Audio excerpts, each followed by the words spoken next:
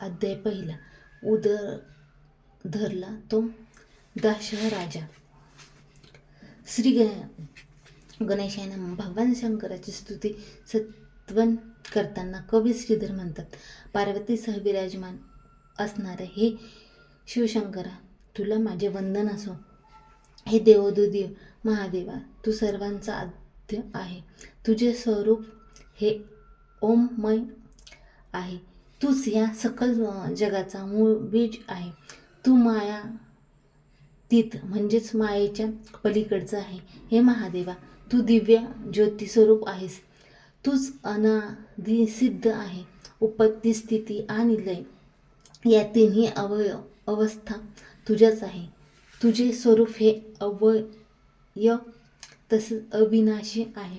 हे आदिनाथा, तूच या सकल विश्वाचा संरक्षक, संगोपक आणि सर्वधन करणारा आहेस. तुला तुझ्या भोळ्या भाबड्या भक्तांची सदैव काळजी असते. आपल्या भक्तांना तुला सार्थ अभिमान आहे.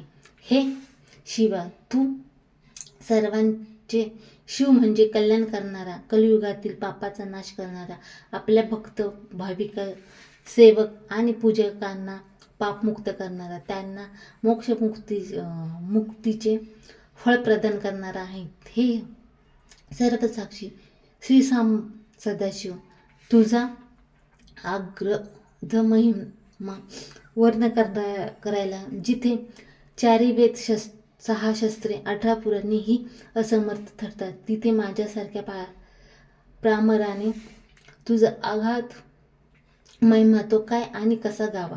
हे देवा, मी तुला अनन्य भावे शरण आलो. कवी श्रीधर यांनी ही शरणागत भावनेने केलेली स्तुती ऐकून भगवान शंकर अतिप्रसन्न झाले. श्रीधर कवीला आशीर्वादपर आज्ञा देत भगवान म्हणाले, हे कविराज, आपण एका ग्रंथ लेखनास प्रारंभ करावा. त्या ग्रंथात माझ्या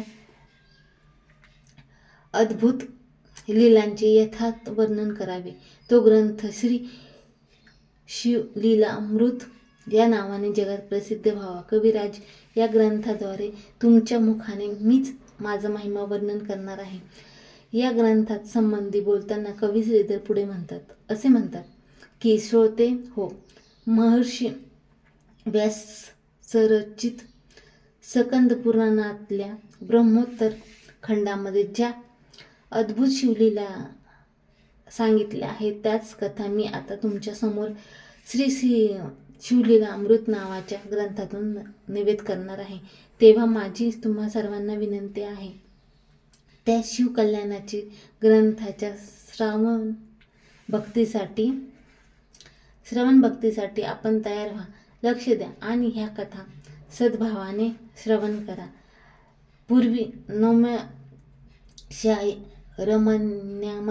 अरण्यामध्ये एक महान यज्ञसूत्र चालू होते. तेथे जमलेल्या शौनकादिक ऋषीवर्गांनी महामुनी सुतांना अशी प्रार्थना केली की, प्रभू, आपण दयाकृपा होऊन आम्हाला आदिनाथाच्या अद्भुत लीला वर्णन करून सांगाव्यात.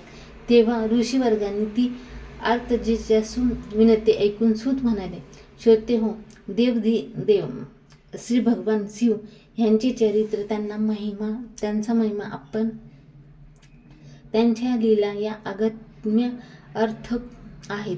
त्या कथा श्रवणाने मोठ्या मोठ्या पापांचे शालश होते. भक्तांचे कल्याण होऊन अशा भक्तिभावाला या लीलांच्या श्रवण पठण भक्तीने अनेक यात्रा केल्याने, अनेक व्रत केल्याने महान पुण्य प्राप्त होते.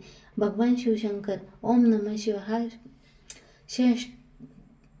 हा पंचाक्षरी मंत्र परम कल्याणकारी असून तो सखल दुःख, दारिद्र्य, शोक, भय याचा नाश करणारा आहे.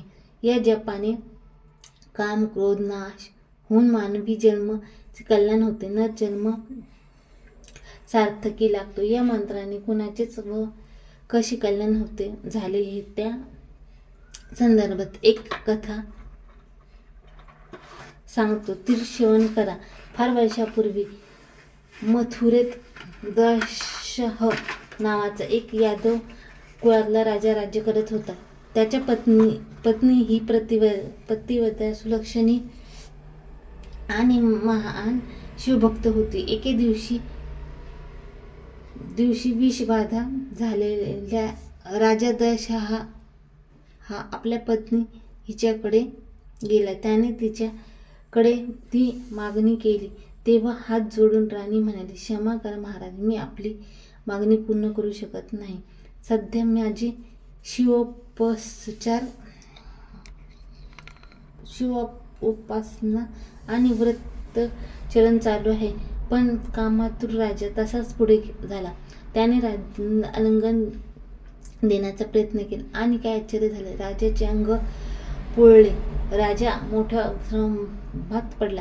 हे काय झाले? तेव्हा राणीने खुलासा केला, स्वामी, मला दुर्वास ऋषींनी नमः शिवाय हा मंत्र आणि ही शिव उपासना मिळाली आहे. मला तर या जपाचे ने पावन केले आहे. महाराज, तुम्ही पण अशीच काहीतरी कल्याणकारी उपासना करावी, जन्माचे सार्थक करून घ्यावे. राजाने लगेच राणीला तूच मला उपदेश दे असे सांगितले. तिने पतीला हा मंत्रोपदेश करू शकत नाही असे सांगितले. मग दशहा राजा हा गर्ग मुनीकडे गेले. त्याने त्यांना सर्व हकीकत सांगितली, उद्धाराचा मार्ग विचारला. गर्ग मुनींनी पश्चाताप झालेल्या राजाला मंत्रोपदेश केला. त्याच्याकडून शिव उपासना करून घेतली. त्यामुळे मंत्र उपासना करीत असताना त्या सिद्ध शिव मंत्रप्रभावाने राजाच्या शरीरातली असंख्य पापे ही कावळ्याच्या रूप घेऊन शरीरातून बाहेर पडली. उपासना, शिवमंत्र आणि गर्गमुनीच्या कृपा प्रसादाने राजा दशहा याने परम कल्याण झाले. पुढे ती शिवोपासना करून सुखाने राज्य करीत शिवकृपेने आपल्या प्रजेचे उत्तम प्रकारे पालन पोषण करून मोठे नावलौकिक मिळवला. राजा दशहा आणि त्याची पत्नी त्याचे शिव कृपेने कल्याण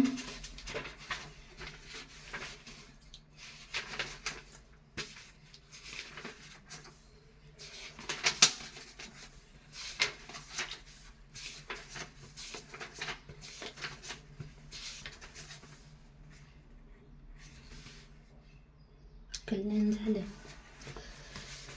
पहिला अध्याय समाप्त. दुसरा अध्याय परिवर्तनाची रात्र, महाशिवरात्र. श्री गणेशाय नमः. कवी श्रीधर म्हणतात, भगवान शिवशंकराचे नित्य स्मरणाने शिवभक्तांचे सदैव कल्याण होते. त्याला नाना सुखे आणि मोक्ष मुक्ती सुद्धा प्राप्त होते. हे शिव नामस्मरणाचे मग जाणतेपणाचे घडलेले असो किंवा अज्ञानतेपणाने घडलेले असो, त्याची फलप्राप्ती उपासकाला नक्कीच मिळते. शिवनामा इतके शिव दर्शनालाही फार मोठे महत्त्व आहे.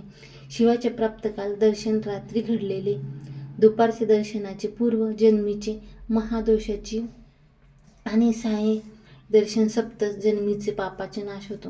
प्रत्येक महिन्यात कृष्ण पक्षातील चतुर्थी ही तिथी भगवान शिवास फार प्रिय आहे.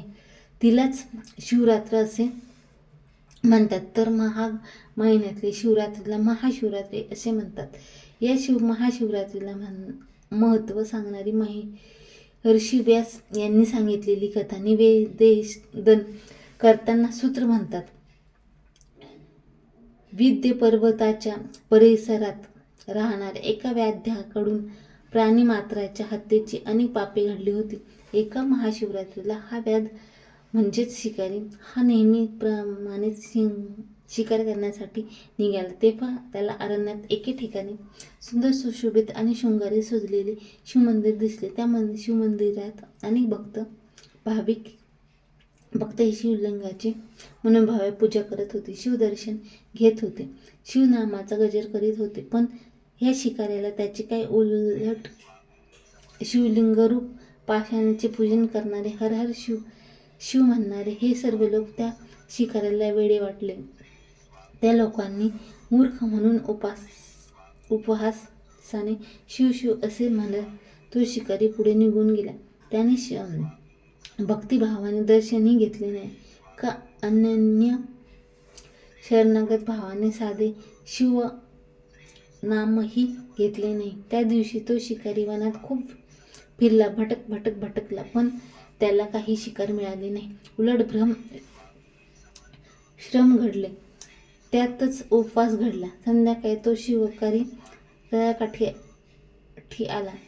तेथील एका वृक्षावर चढून बसला आणि तो शिकारीची वाट पाहत सहज काहीतरी चाळा म्हणून तो त्या वृक्षाची एक पाने तोडून खाली टाकू लागला. तसेच त्या शिवमंदिरात ऐकलेले ते शिव हे नाम मनोमन घेऊ लागला. त्याला माहीत नव्हते, पण तो शिकारी जी वृक्षाची पाने तोडून खाली टाकत होता, ती पाने नेमकी त्या वृक्षाखाली ब्रह्मदेवाने स्थापित केलेले एक शिवलिंगावर पडत होती.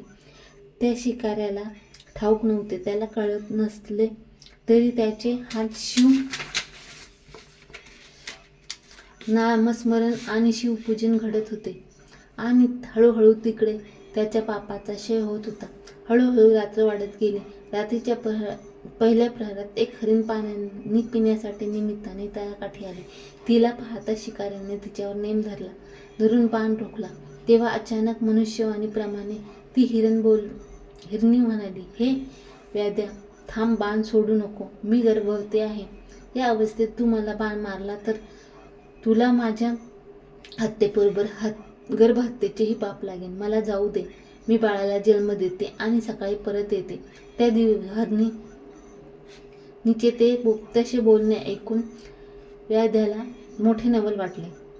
व्याध्याचे एका जिज्ञासू प्रश्नांचे उत्तर देतात त्या हरणीने आपलं पूर्वकथा त्याला सांगितली. आपण आपल्या सख्या अन दैत्य यांना कुणाच्या शापाने ती मूळ योनीत प्राप्त झाली, या योनीतून त्याचा उद्धार केव्हा होणार, हा सर्व वृत्तांत सांगितला. ते ऐकून विचारात पडला. ती हरणी परत येण्याचे वचन देऊन निघून गेली. हाताची शिकार जाऊन शिकाऱ्याला मात्र फारसे वाईट वाटले नाही, कारण त्याच्या हातून घडणाऱ्या बिल्व पूजेने आणि नामस्मरणाने त्याची मनोवृत्ती हळूहळू बदलत होती. त्याचे मन हिंसेकडून अहिंसेकडे प्रवृत्त होत होते. त्यानंतर आणखीन एक प्रकार घडला. एक प्रहाराला एक हरिण असे त्याला तलावापाशी आले. शिकाऱ्याने बाण सज्ज केला की प्रत्येकजण आपले कर्तव्य पूर्ण करून मृत्यू समोर येण्याचे वचन देऊन निघून गेले. अखेर रात्र सरली. दिशा फटू लागल्या आणि दिलेल्या वचनाला जागत तो सर्व मुग्ध परिवार शिकाऱ्यासमोर येऊन उभा राहिला. प्रत्येकजण आपला धर्म पाळत आधी मला मार असे म्हणू लागला. शिकाऱ्यासमोर होती बाण हातात होता, पण आता त्या शिकाऱ्याला हिंसावृत्तीत कळत नकळत परिवर्तन झाले होते. बाण सोडून शिकार करून हत्या करायचा त्याचं मन तयार होत नव्हतं.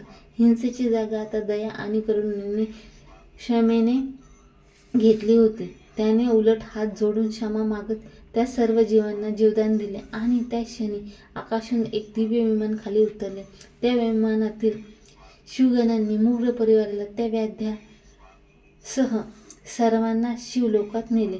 तो व्याध्य आणि तो सारा मूक परिवार आजही आपल्या तारकाच्या रूपाने आकाशात पाहायला मिळतो. शिवनामाचे पूजनाचे आणि वर्तनीय महाशिवरात्रीचे महत्त्व हे असे आहे. ओम नमः शिवाय.